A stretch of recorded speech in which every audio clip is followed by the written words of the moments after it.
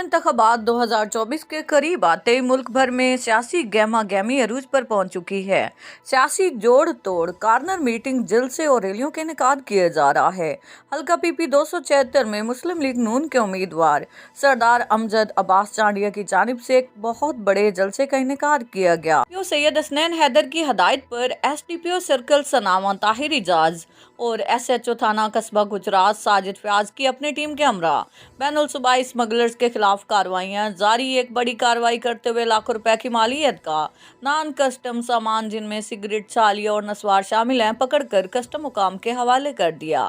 اس cell چوک سرور شہید میں مختلف ادبی تنظیموں کے زیر اہتمام ایک بہت بڑے محفل مشاعرہ کا انعقاد کیا گیا، جس میں ضلع بھر سے تعلق رکھنے والے شاعروں نے بہت بڑی تعداد میں شرکت کی۔ سابق سی پی او ملتان ہدایت پر منشیات فروشوں کے خلاف کارروائی کرتے ہوئے تھانہ بستی ملوک پولیس نے سابق ریکارڈ یافتہ منشیات فروش کو گرفتار کر کے قبضے سے 1.5 کلو چرس برآمد کر لی۔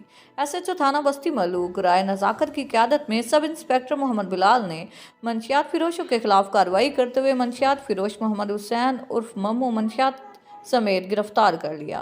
لغاری گورچانی اتحاد چٹان کی طرح مضبوط بے لوث عوامی خدمت کا تسلسل عبادت سمجھ کر مقدس فریضہ سر انجام دے رہے ہیں۔ سردار اویس احمد خان لغاری، سردار شیر علی خان گورچانی، سردار عمار احمد خان لغاری کی مدبرانہ قیادت میں بنیادی سہولیات دہلیز پر بہم پہنچانے کا پختہ عزم کر رکھا ہے۔ ان کی انتہا ایک غریب مزدور ملک کریانہ پل ڈاٹ پر سودا سلف لینے کیا، جس کو شک کی بنیاد پر ملک کریانہ پل ڈاٹ کے مالک نے بیچارے مزدور پر ظلم کی انتہا کر دی۔